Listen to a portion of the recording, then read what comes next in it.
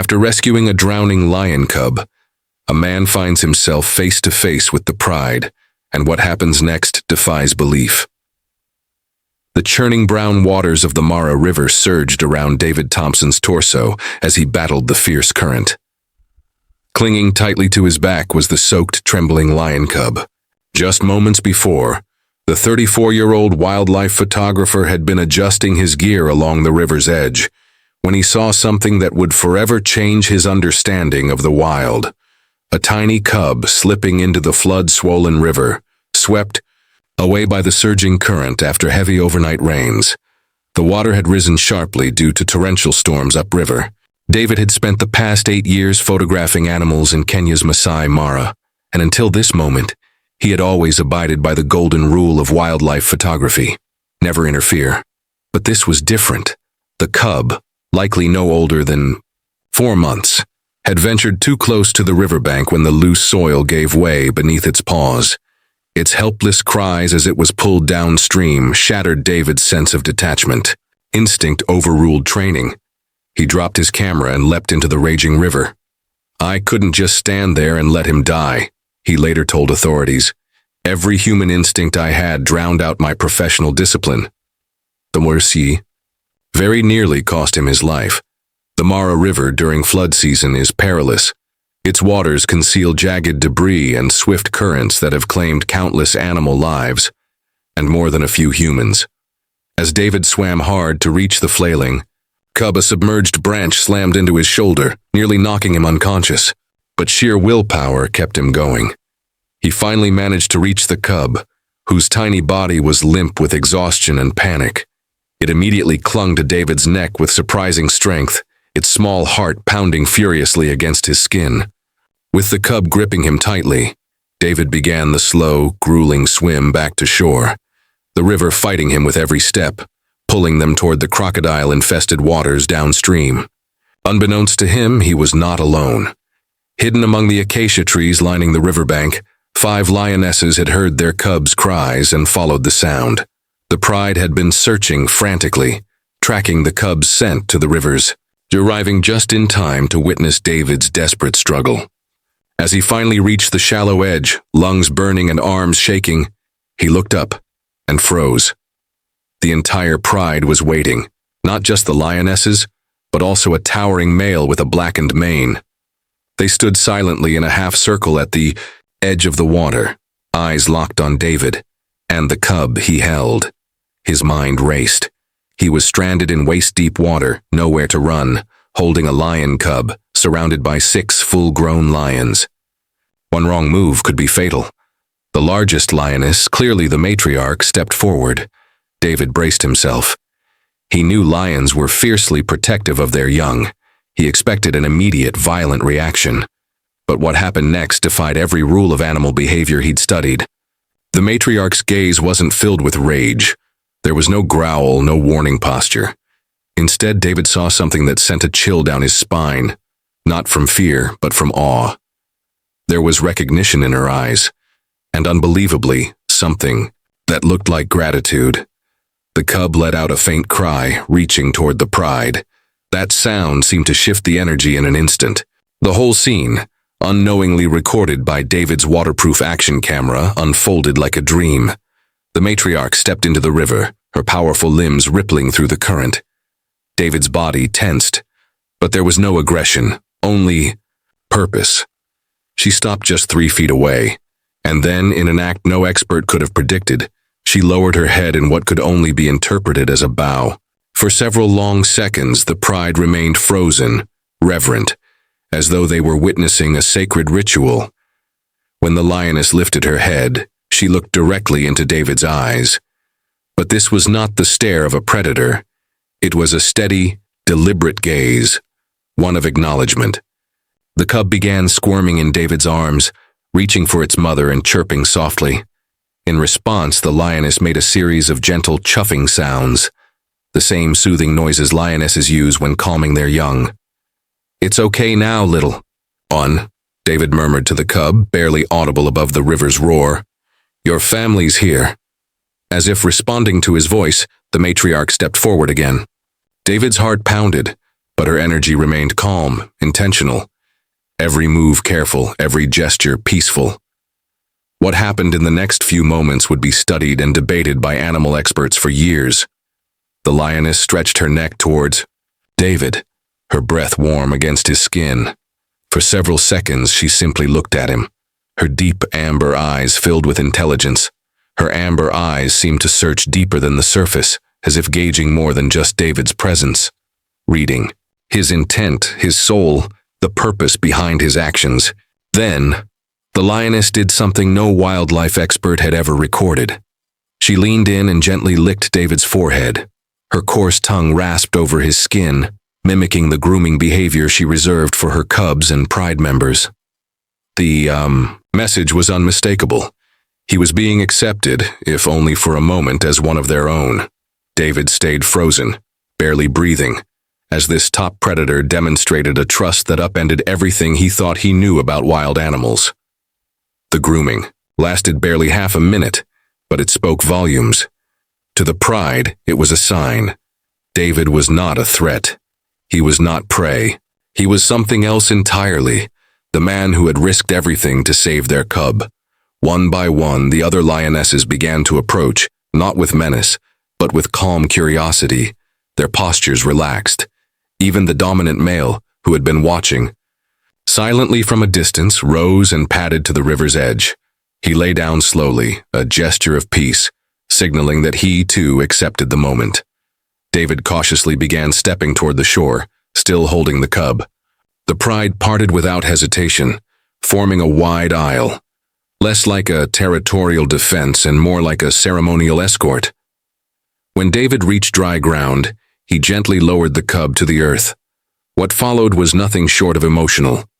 The matriarch immediately rushed forward, nuzzling and licking her cub from head to tail, as if confirming he was real and whole. The other lionesses soon joined, sniffing, grooming, and checking on the young one in turn.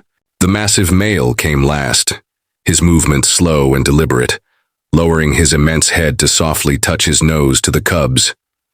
David, still kneeling in the mud, soaked to the bone, could only watch in reverent silence. Logic said he should be terrified, surrounded by some of Africa's most lethal animals. But fear had no place in that moment. Instead, he felt deeply privileged, a silent witness to something few humans could ever hope to experience, the raw, unfiltered affection of a lion family. Dr. Sarah Mbeki, a wildlife biologist who later reviewed David's camera footage, was astounded by what she saw. Grooming is an intimate social behavior reserved for pride members, she explained. For a wild lioness to show that to a human suggests an advanced level of emotional cognition and possibly gratitude. It challenges everything we thought we knew about lion intelligence. As the pride began to settle around the reunited cub, David slowly started to back away, hoping to quietly retreat and leave them in peace. But the lions had other plans.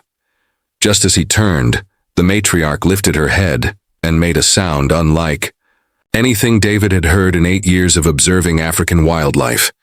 It wasn't a growl nor a roar, but a low, rolling vocalization that felt almost conversational. Instantly, the rest of the pride responded, rising in unison. What they did next took his breath away. The lions arranged themselves into 2 lines, positioned with intentional symmetry. A path opened directly from David to the lone acacia tree, where his camera gear still sat. It wasn't random, it was an escort. A guard of honor, David whispered, his voice picked up by the small mic still recording every second. They're walking me out. The matriarch moved to his right, the powerful male to his left. The 4 lionesses closed in behind them, creating a solemn, stately procession. David walked in the center of it all, flanked by 6 of the savannah's most formidable hunters, none of whom regarded him with hostility. He wasn't just being spared, he was being honored. The rescued cub trotted happily beside its mother, occasionally glancing up at David with what could only be described as curiosity, and perhaps something more. Every now and then, the young lion brushed against David's leg in a gentle, almost affectionate manner, a gesture of recognition that left David speechless. As they reached his equipment near the acacia tree, the pride came to a halt. The matriarch stepped forward once more, her golden eyes locking onto David's with quiet intensity. Slowly, she lowered her massive head and pressed her forehead against his in a gesture that would go viral across the world. It was the same intimate greeting lions reserve for their closest companions. "Thank you," David whispered, not expecting a response, but feeling compelled to speak. "Thank you for trusting me." The lioness stepped back and released a low chuff, a sound of peace, of farewell. Then, in turn, each lion approached him. One by one, they brushed past, gently rubbing against his legs or nudging him with their noses. Even the enormous male lion, towering and powerful, lowered his head and gave David a slow, deliberate nudge on the shoulder before retreating. Finally, the cub, the very heart of the encounter, stood before David. The little lion tilted his head back, staring up at the man who had pulled him from death's grip, and let out a soft, high-pitched mew. It was barely audible, but unmistakably grateful. David bent down and softly ran his fingers through the cub's damp fur. "Be safe, little one," he murmured. They both seemed to understand that this moment, sacred and fleeting, would never come again. As the pride turned and began walking toward the distant tree line to rest in the heat of the afternoon sun, David remained kneeling by his camera gear, soaked through, emotionally spent and utterly transformed. Every second of the surreal exchange had been captured on his action camera. The footage would be reviewed and verified by conservationists, shared by wildlife organizations, and dissected in academic circles. Even Dr. Jane Goodall would eventually weigh in, calling it one of the most astonishing interspecies interactions ever documented. Yet, for David, all the analysis and accolades meant little compared to what he had felt.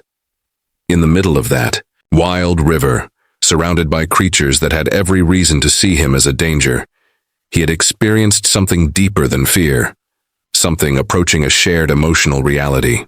The notion that animals, too, could understand kindness and return it.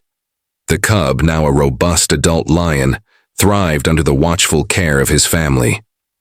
David continued his work in the Masai Mara, unable to leave the land where his perspective and life had changed forever. Over the months that followed, he encountered the same pride several times during his shoots. Each time, the matriarch would issue a soft chuff in his direction, a quiet acknowledgement. And the lion he had once carried in his arms would often approach his vehicle calmly, sometimes lying beneath it for shade, as if sensing he still belonged. Local Maasai guides began affectionately referring to him as Simba's brother, the man who, if only briefly, had become one with a lion pride. Tour companies soon offered David Thompson safaris, hoping to capture a piece of the magic, though none could replicate the raw, unscripted bond that had unfolded that day. Dawan Mbeki went on to establish the Thompson Mara Research Foundation, dedicated to studying animal emotion and interspecies empathy. "What happened in that river," she wrote in her landmark study, "was not mere instinct. It was a demonstration of values long considered exclusive to humans: gratitude, respect, and the awareness of moral obligation." For David Thompson, who had set out that morning to document wildlife with a lens, the day became a permanent reminder of something much greater. Compassion, he realized, isn't limited by species. It's a shared language, ancient, powerful, and waiting to be heard in the silence between heartbeats.